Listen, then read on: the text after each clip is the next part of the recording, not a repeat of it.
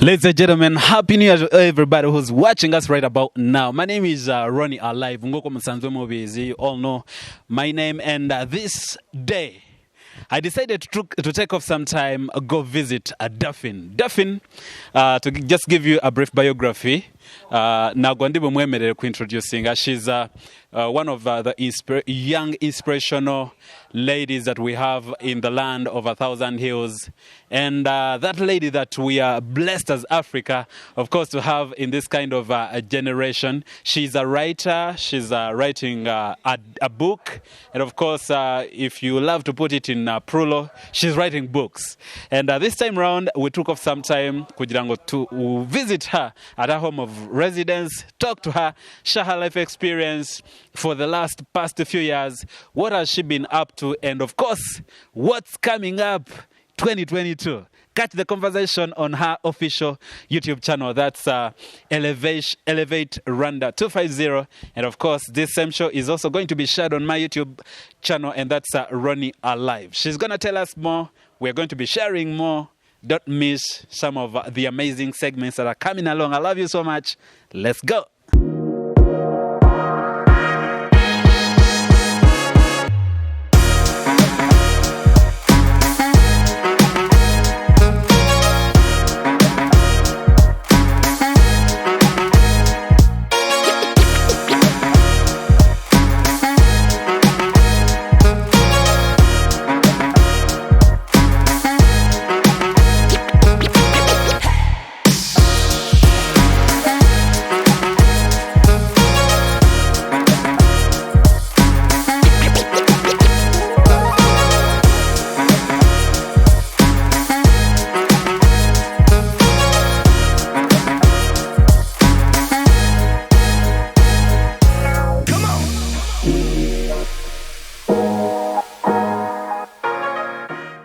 Yeah, thank you so much. Right away, we're together with Daphne Gakuba. Daphne, you're most welcome. Thank you. Yeah, by the way, yeah, long time. A long time no see. That was 2019? 2019 to 2020. Yeah, 3 years now without looking at you. But glory be to God, we're back. You're still alive. You're looking good yourself. Thank you. Yes. You look good as well. Thanks. So, Daphne, I've done the introduction, and of course, people know we are at your home of residence in Kigali. I don't want to specify the place. Yeah, but briefly, tell us about, share with us your experience. Now, let us talk about Elevation before. We recorded a lot of shows back then. You visited different media houses talking about a certain project called Elevation, and then after that, you had to go outside of the country for school purposes, and then we see you back. So you're going to share with us basically before, life before, then life after, and then your programs for 2022. Yeah, wow. Take us through. Elevate is still here. And we actually came back way too stronger than before. Yes. Before we did different events. We had story sharing events. Yes. We had counseling events. Yeah. And I went on different TVs and radios, Royal, RTV. But the project, Elevate, is an initiative that I started in 2016. Yeah. With the purpose of initiating dreams and potentials, and making advocacy for the vulnerability and the violence ones in girls. Yes. For a positive change. Yes. We want to see a generation of girls with self-reliance, self-confidence, girls that nothing is going to stop them to go for their dreams. Yes. As I always say, I strongly believe the words can either break you or build you. Yes. Yeah, and we have so many projects that we're going to do this year, but most importantly, we're going to focus on sexual assault. sexual assault. Yes. This year. This year. All right. We're going to know why are you so much interested in sexual assault this year as your major aim and objective for Elevate. But someone who's watching us right now, you've given us a biography about Elevate Rwanda, impacting girls or the girl child in Rwanda, Africa, and maybe the world as a whole.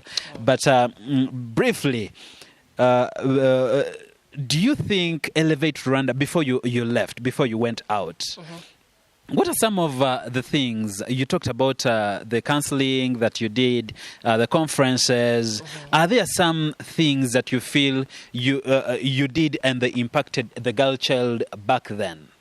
Yes, definitely. Because for us to actually decide to concentrate on our sexual assault today, it's because of the feedbacks we got. Yeah. By then in the counseling sessions and everything, yeah. we noticed that it's actually a big deal out there. And as girls, as Rwandan girls, we're so reserving. We haven't got to a point where we can share.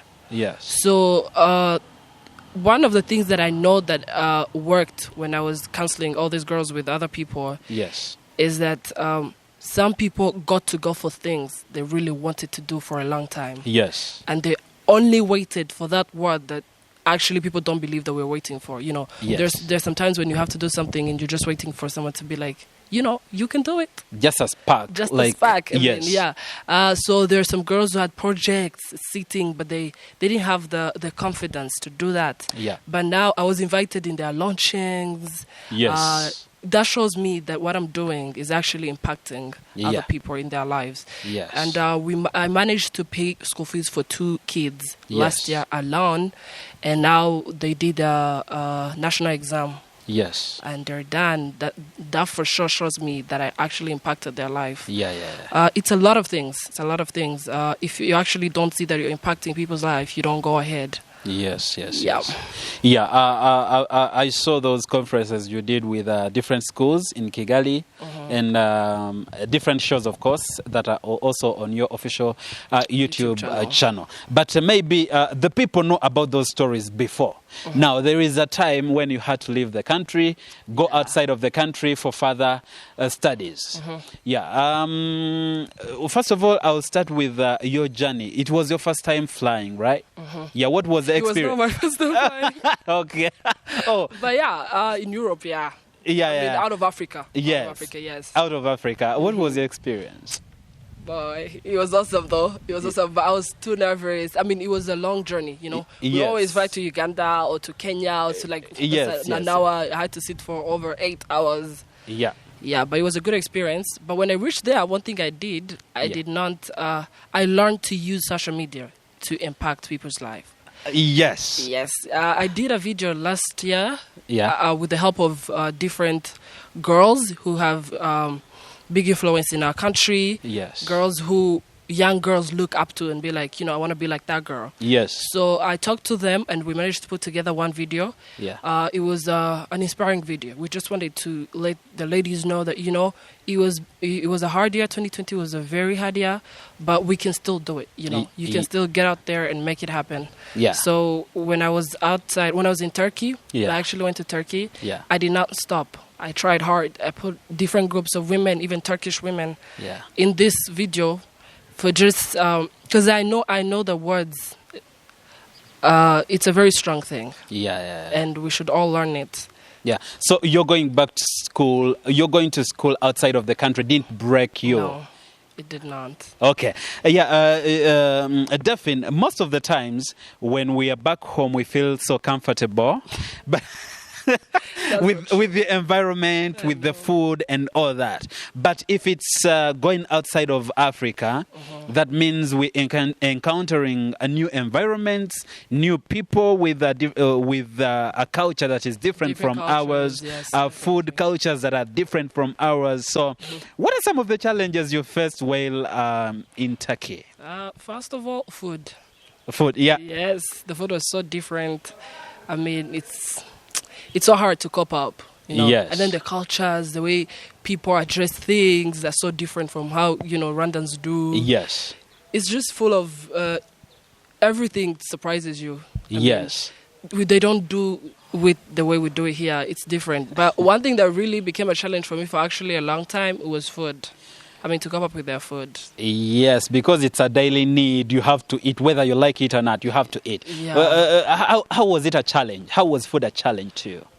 I didn't like the food. That was the thing. I definitely didn't like the food. Which kind of foods, by the way, do they? There is doromo. There's a lot of food. Doromo, that's a mixture of what? It was meat in like a chapat, but the meat is also spiced. Yes. And actually, that was like their fast food, you know? Yeah. When you like want to have fast food. Yes. And then the KFC, you know, have KFC here. Yes. It's so cold. I mean, it's served when it's cold for some reasons. Yes. Man, it was a challenge for me. Hey. And then you had to do the burgers. And I had to do the burgers like all day. You know, when actually, the funny part is when you're not yet there, you're like, hey, the fast food always. Because, actually, our fast food here is more expensive than the beans and everything. Yeah. In Turkey, the real food, I mean, the main course is in beans and rice and everything. It's actually expensive than the chips and chicken and burgers. Yeah. So you actually get tired of it. You really get tired of it. You're like, I think I need like real food. So I decided to just cook for myself meanwhile. Okay. Did you reach at a certain time and you'd be like, oh man, I wish I didn't come. I wish I didn't leave Kigali. My God, I actually went far from that because I bought a ticket to come back home. Are you serious? Yes, I did. You bought a ticket before your time of leaving. Yes, I'm like, I need to come back home. So my dad was like, just hang in there. You'll get shoes and everything. Then the COVID kicked in. It was crazy out there. Yeah. And then, oh my God, another thing that was a challenge, the weather. Yes. The weather, yeah. When it's cold, it's really cold. Yes. Yes. And when it's hot, it's too hot. It's too hot. Yeah. That's also another challenge. Yeah. Yeah. Okay. That's a great... what makes Kigali more suitable to live in for your case than living outside? First of all, would you settle outside? No. Outside of Africa? No, settle. I can go there to study, do business and everything, but I would rather settle in Kigali. Devin, come on, there are a lot of people. The last time we met, I was really excited to leave. Yes. I'm like, oh my God, I'm going. I can't wait to leave. I can't wait to go. Yeah. But now, no, I would rather stay here. I'd rather stay here and settle here. Yeah, there are a lot of young people. Every time I talk to them, they're like, for me, even if I fly out and I go to Kenya, I just want to move. Yeah, like I just want to move out of the country. Kigali is so full of love. Yeah. And you do not notice that until you leave. You know, there's some things we take for granted until we're like in the same experience. Yes. Because in Turkey, you're not going to see, I mean, it's very rare to see a group of people, African people. Yes. Laughing, I mean, having fun. Yeah. I mean, Kigali is so full of love. Everyone knows everyone. Yeah. I mean, it's just the life that you would want to have. You feel at home. Yeah. It's so good. And then the food is amazing. I came to know that we actually have the best food. We are, yeah. You reached Turkey and boom, you're only one in the room. First of all, did you have people receiving you at the airport, or it was a one-man army? You had to go at the airport, take yourself to the apartment? No, I actually found my dad there. When I left. My dad was already there for business. Okay. So he's the one who came to pick me to the airport. Yeah. But still, I lived alone. I mean... Yeah. He had to leave. Actually, he picked me on the airport the same day he left the country. Oh, my God. Yeah, we were just like, I was coming, then he was leaving. Yeah. Now, that moment, here in Kigali, you're at home, you have mommy, you have daddy. But now, the other time, dad picked you up at the airport and he left that same day. And now that's the time you realize, okay, I'm on my own. I literally cried. That's what I was going to ask. Like, what came into your mind? When I left, my mom was like, I know you're going to cry. I'm like, Mom, no, I'm a grown-up. I mean, I'm actually excited for this. Yeah. By the time, it's actually funny. You're like, I'm growing up. It's time for me to grow up and be on my own. When I was watching him leave, I'm like, oh, this thing is serious. Yes. Now he's serious. Is he really leaving? Alone. Yes. Yeah, but it's a very emotional part. Yeah. But you get to know that, you know what, I'm going to gain from this. How long did it take you to cope up when dad left? That night when dad leaves and you're like, oh my God. Yeah, a whole week I was indoors because first of all, I lived in an area where I was literally the only African person because I lived in an area for retirement people in Turkey. Yes. In Frolia, in Istanbul. Yeah. So I stayed indoors for like a week because I had everything in my room and everything we were doing online by then. Yeah. But after a week, you just like learn how to go out, meet people. Yes. Then I got to know friends. They didn't live like close to me, but at least I could go find them. Yeah. I tried. You tried. Yeah. Yeah. Did you find some random people that you made friends there, or it was just Africa? No. Yes, I met them after a while though, because I didn't have a Rwandese friend for 6 months, something like that. Yeah. I had friends from Mali. Yes. Nigeria. Ghana. And Ghana. I mean, Turkish friends. Yes. Yeah. And then one other thing about Turkey, they don't speak English. That's the thing. Yeah, that was another problem. That was a very big problem for me because I had to learn Turkish language. Yeah. Are you serious? Yes. So how do you greet in Turkish? Like Marhaba. good morning. Marhaba. Marhaba. Okay. You're supposed to say marhaba too. Marhaba. All right. Anyway, but what I realized in those countries, if you're Rwandan, now you met a Nigerian counterpart, you met one from Ghana, you met one from Mali. Now, when you look at each other and all you're all black, does that create a sense of sisterhood and brotherhood? Definitely. Just the mere fact that Alisa is a black. Yes, because it's also rare to like go in a metro bus, because they have metro buses, and you find another black person in the bus. I mean, we're very few in that country. Sisters and brothers. You just have excitement as if you just met your fellow sister. You're like, oh, I came from Rwanda. Oh, I also come from Nigeria. And you guys can just become, because all the friends I made, I made them from on the streets. Like, hi, I'm Daphne, or in restaurants. Because they also wanted to have friends that are from Africa. Yeah, sure. Yeah. Okay, now we are talking about your life back in Turkey as you went to pursue a certain course. So after that, did you start off like schooling, lecture rooms, or it was just online? Did you go and attend school with those white people? Oh yeah, I did. For some lessons, I did. What is there any difference with a Rwandan lecture room and a Turkish lecture room?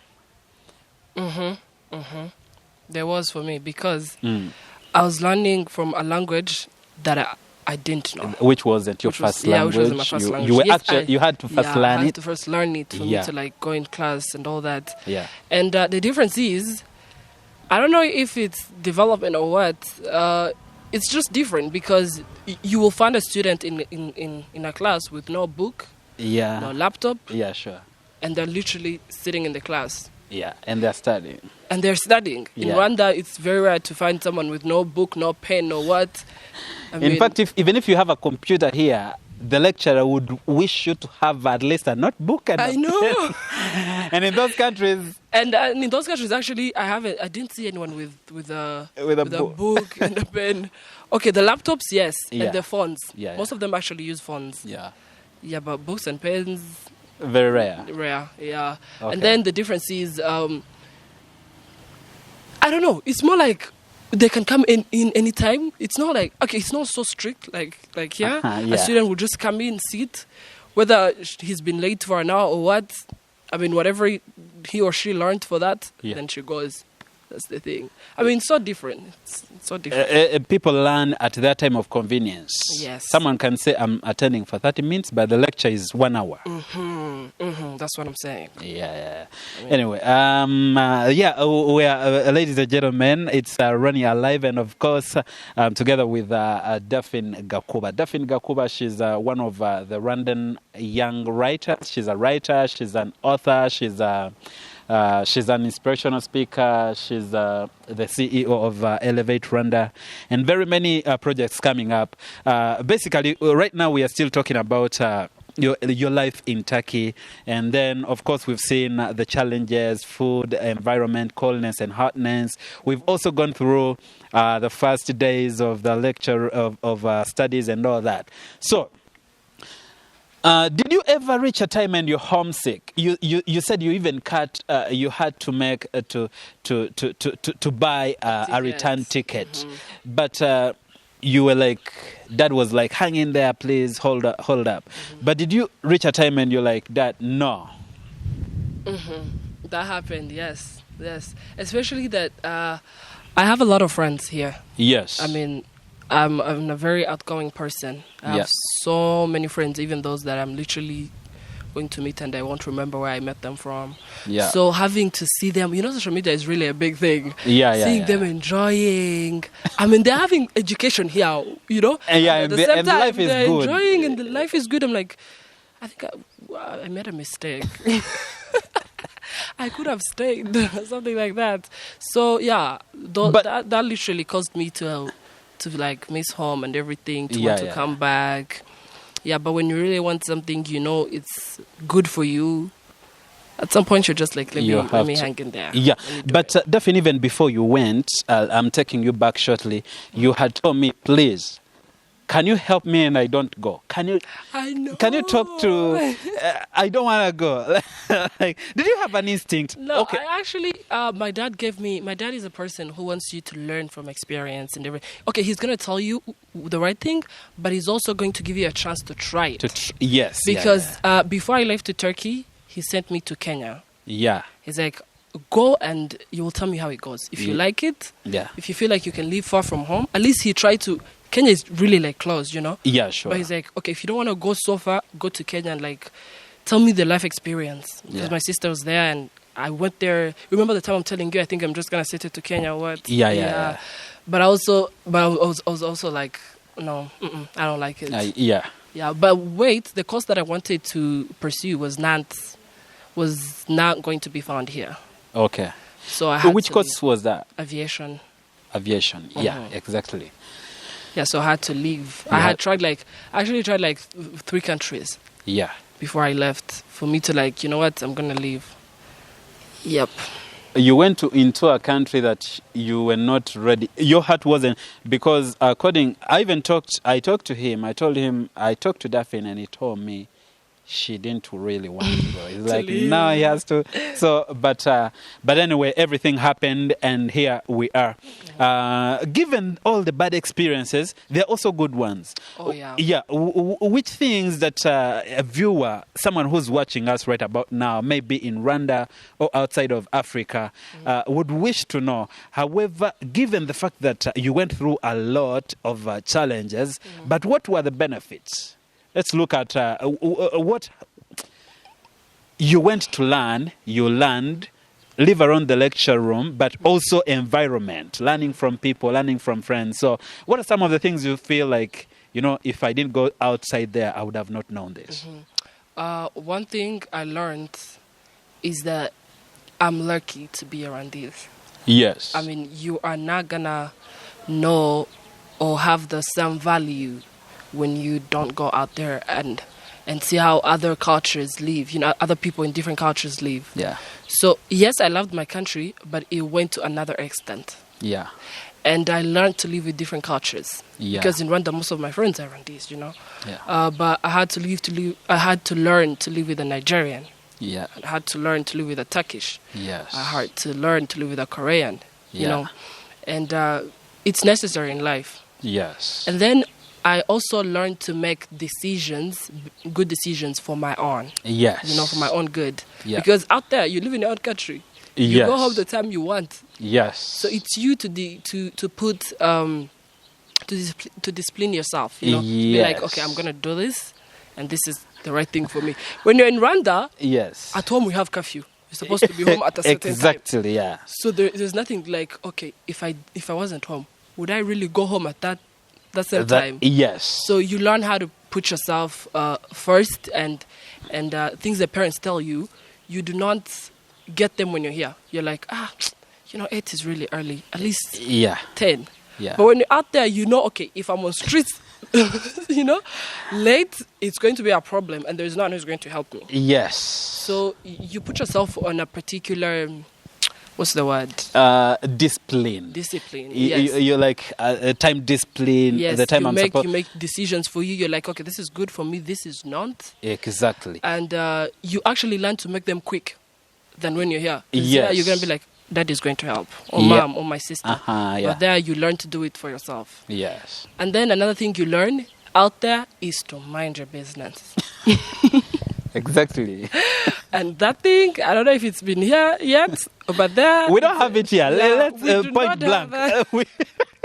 We don't have people who mind their business. Oh, yeah, well, in Turkey, you down there, you mind your own business. Actually, even if you don't want to mind, they'll force you to mind your own business because, by the way, how does that drive us? How does that impact a life of a Rwandan person back home? It actually saves us a lot of trouble. You do not get in trouble if you mind your business. Yes. And the way it impacts us is that, okay, let me make this point. Let me explain it way bigger. Yes. Saving us from trouble is like when you're not in someone's business, your business actually grows. Because if you're in my business, who is in your business? That's the thing. Exactly. So if we mind our business, then I'm going to concentrate on my dreams and goals, and then I'm going to grow. Yes. You know? But if I'm busy in other people's business, then we don't grow. Poking your nose into other people's business? We do not grow because all your energy that you're supposed to use on yourself, you're literally putting it in investing someone else. Into other people. So that's how it impacts us. If we learned how to put the whole energy we have, the brains and everything, on us, we would definitely be way too far from now. I love those experiences. I know you would love. I love them. One day I went out and I thought, it was really going to be welcoming like all our African countries. And when I reached there, I learned it the hard way. Those people mind their own business. You can even say hi to someone and they are really too busy thinking about something else, and they're not going to respond to you. Taking time to say hi. Not because they hate you, but I mean, I have a report to submit to work. I have minding your business. And another thing, they do so many things in actually shortest in a shortest time. They are going to have like 5 jobs. Yes. So that's how actually they learn to mind their business. Because if you have 5 jobs, how are you going to find the time? Yeah, to talk about someone, even if for 5 minutes, you have a new shift that you have to go to, and then. So in Turkey, you have school. After school, you have work. Yeah. After work, you have assignments. After assignments, you have something to. Okay, a particular club that you belong to. Yes. I mean, you really learn how to focus on yourself out there than here in Rwanda. Yeah.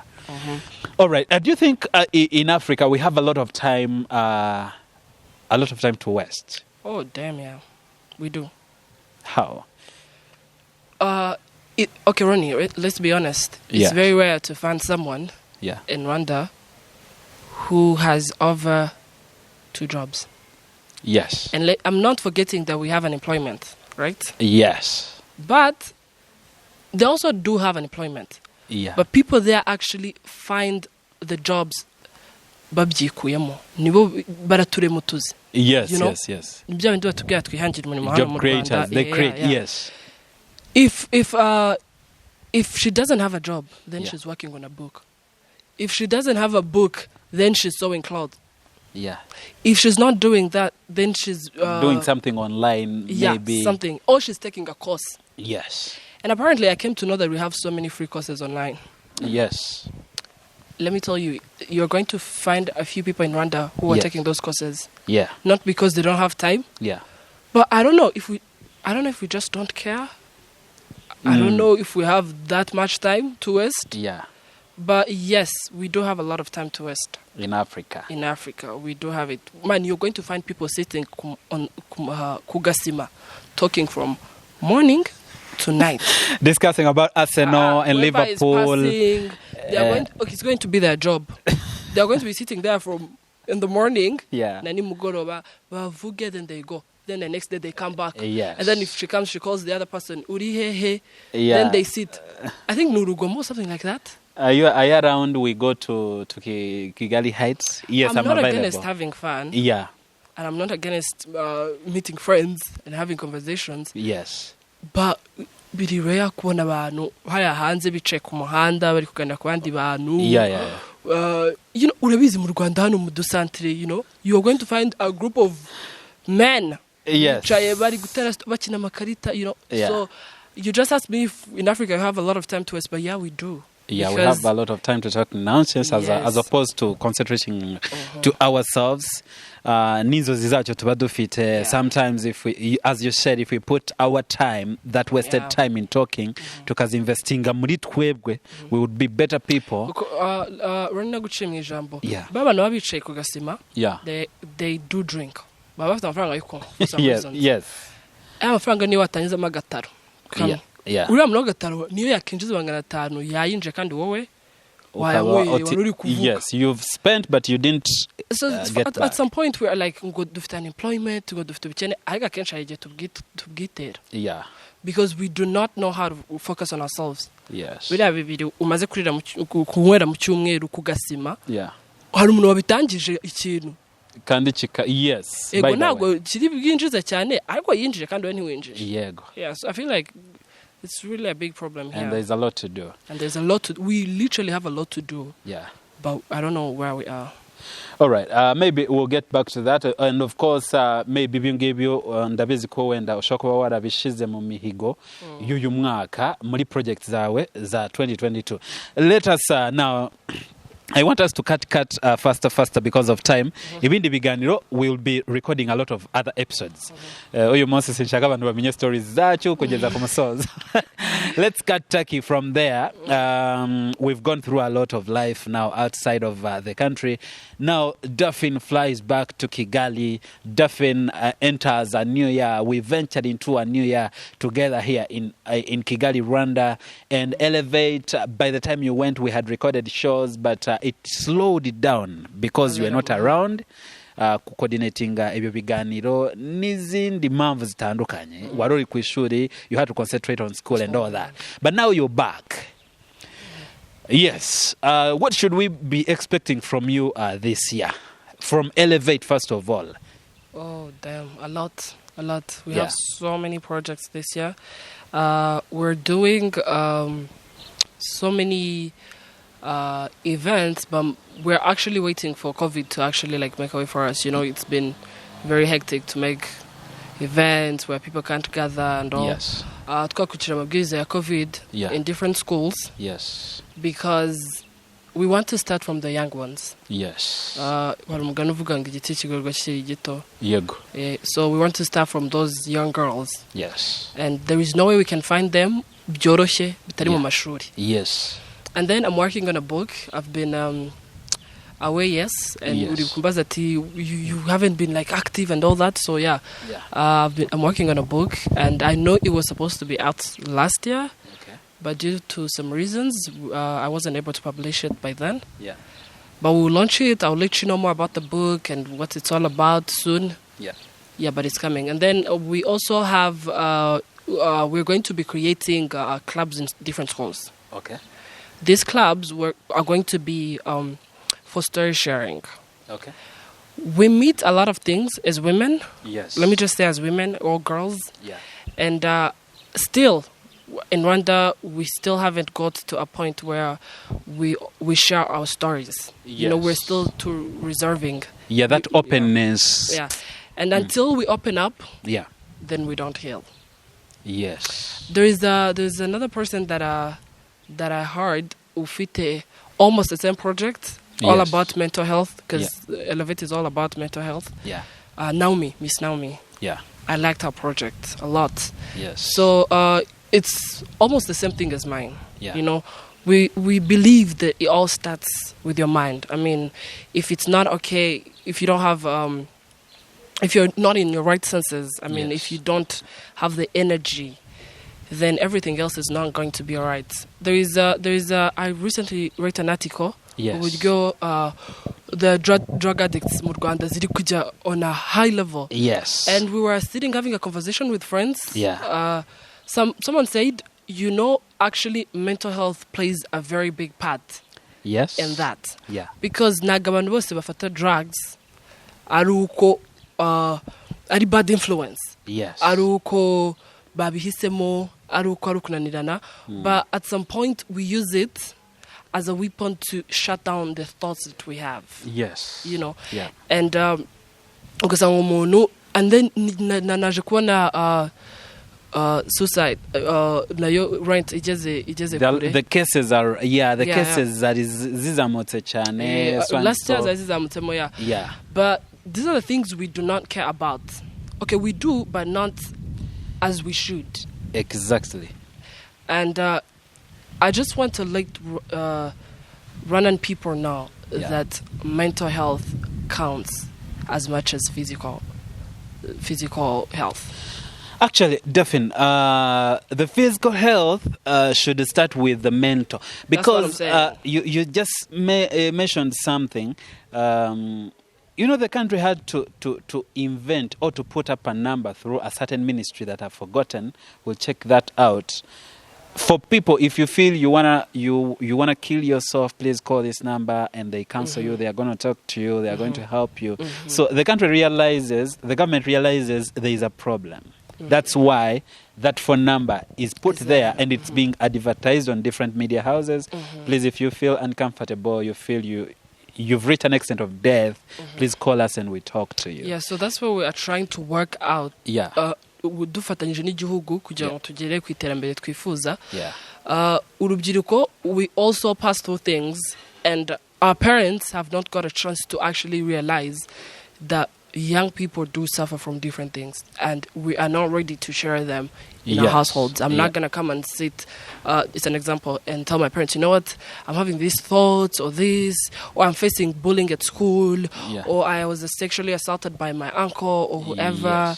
These are things that people are keeping, and day by day, we're losing amaboko y'urubyiruko mu gihugu cyacu, because ego u Rwanda ruri gushyira ibyo bintu, ariko dufatanye natwe nk'urubyiruko twishyiremo imbaraga, dufashe bagenzi bacu in this thing. So the reason as to why let me say it again, I am going to concentrate on sexual assault this year, is because when we were doing the counseling last year, we realized so many cases of the young girls and suffering women from that this, have been assaulted sexually, and they are still in silence. So when people are sharing their stories in our counseling sessions, other people in audience got the courage to come out to be like, me too, me too, this thing happened to me. Me too, I've been hiding this for over years, and I've been suffering from this. So it opened my eyes that there are so many young women out there who are facing things we cannot talk about. So that's why we're going to concentrate on this. We're going to create a platform for women with different backgrounds to share their stories. And actually, if you created that platform, create self-esteem amongst these people that it's okay. It's fine to tell your story, because if these things are happening and we're not talking about them, then the government doesn't know it's happening. So there's going to be a campaign very soon. It's called Me Too. So it's more like, I've been suffering from this, Me Too, for women to come out. And we didn't know it was going to be successful when we were doing the counseling session. So that showed us that there are so many others out here, and they really need a hand. They really need that word, like Sisi, Me Too. There is a young girl who wrote to me while I was on TV, and she really wanted to see me, but I was hiding. That's the truth, because a young girl writes to you inbox, Ronnie, I want to see you. Sometimes you think, hey, what does she want to? But later she kept on insisting, and she even came at the station. Said, I want to meet Ronnie after the show. So we talked, and she didn't talk, but she cried a lot. And she told me, I was raped my dad died, and I was living at my uncle's, and my uncle has a wife, but wife is a police lady, so she goes out sometimes at night, and my uncle told me to take water into the bathroom, and he closed the bathroom and raped me. And she told me, I don't know his HIV status. I don't know if he's normal or not. These are the things we are facing, and it's a topic that we still haven't got to know that it's okay to talk about it. Yes, most of the people think if I share my story, they are going to know. How are they going to see me? Yeah, how is the? But yes, what do you promise some young girls who feel like sharing my story, like I was raped or I was assaulted? How will the population look at me? How will the people look at me? How will my boyfriend? Yeah. First of all, yes. We're creating a strategy where the people who are going to be sharing the stories are going to remain anonymous. I mean, they're not going to be known. Yes. But we also encourage through the process that it's okay for the world to know, because until Daphne sees Grace out there talking about it, that is the only way Daphne is going to come out. Daphne can also come out and talk about it. We also have a few that have accepted, and they have actually did it. They shared their stories in public. Yes. So those people are helping us, bringing out the others. Okay. I mean, I was surprised too to like find a few of my friends, like among my close friends, that they're actually suffering from this thing. Yeah. So it showed me like social media is really a thing that really lies to people. It has given people the authority to think like they know you, because I post my stories, I'm out. Yes. Because I'm having fun every day. Somehow, people conclude, including parents, that we are fine. Yeah. But I'm not about to go post that I'm not okay on social media. Yes, exactly. Yeah, so we're trying to change that narrative and for girls to know that, I can share my story and it's okay to share it. Through the experience that you share with different girls, you feel we post happy faces on social media, but deep inside, we have been eaten up. So many of those that have been suffering from this. Yeah. Yep. All right, Daphne, I want us to come to an end. I promised them more episodes that will be coming up. But sexual assault is going to be the major theme for this year, because every company or every organization puts up a theme for a year. So this year, Elevate Rwanda is basically going to be before we end, even those who are in areas where people think we're not going to find them, yes, sexual assault, we are going to reach there with the help of imidugudu, imirenje, abayobozi babo, urubyiruko. So if you hear me talking about this, don't think ko turi bukore bano bantu bazabasha kuza muri counseling stations. No, this campaign will also go in villages, and we're going to find these women, and we're going to make them feel like they can still do it and follow their dreams. I mean, let's just be helpful. I mean, your sister needs a hand for her to make it just like you did. Oh my God, Daphne, you have a lot of things to share, and I feel I want to ask more questions, but we have to come to an end.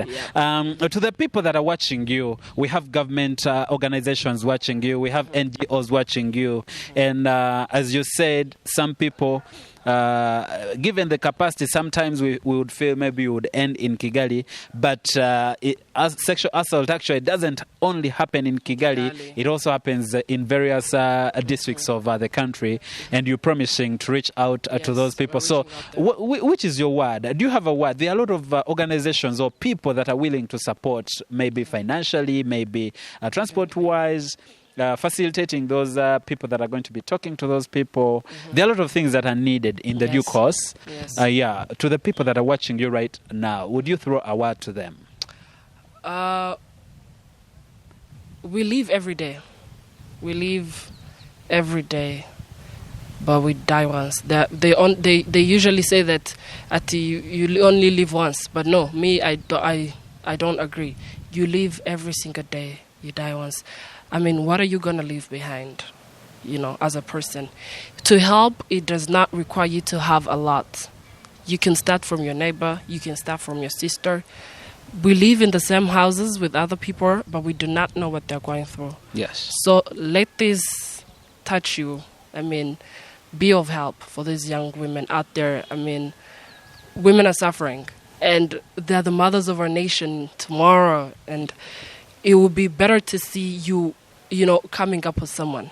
Yes. If you do help someone else is going to help someone else. Yes. It is her problem. It is her problem. It is his problem. Yes.